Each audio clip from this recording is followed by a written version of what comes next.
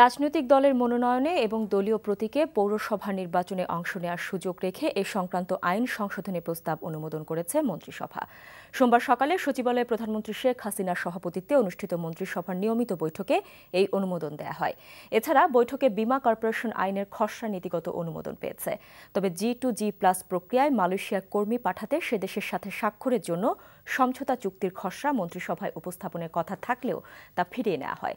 বৈঠক শেষে ব্রিফিংয়ে মন্ত্রিপরিষদ সচিব মোহাম্মদ শফিউল আলম আরও জানান, বাংলাদেশের আন্তর্জাতিক মাতৃভাষা ইনস্টিটিউট ইউনেস্কোর দ্বিতীয় ক্যাটাগরির মর্যাদা অর্জন করায় অনির্ধারিত আলোচনায় প্রধানমন্ত্রী ও শিক্ষামন্ত্রীকে ধন্যবাদ জানানো হয়।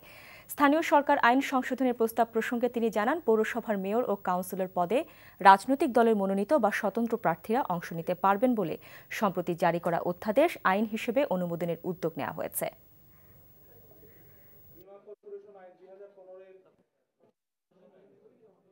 স্থানীয় সরকার পৌরসভা সংশোধন আইন 2015-এর খসড়া নীতিগত অনুমোদন।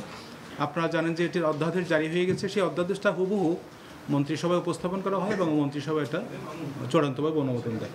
ধারা 19-এর বিধান সাপেক্ষে কোনো পৌরসভার মেয়র ও কাউন্সিলর পদে নির্বাচনে অংশগ্রহণের জন্য কোনো ব্যক্তিকে কোনো রাজনৈতিক দল কর্তৃক মনোনীত প্রার্থী বা স্বতন্ত্র প্রার্থী হইতে হইবে।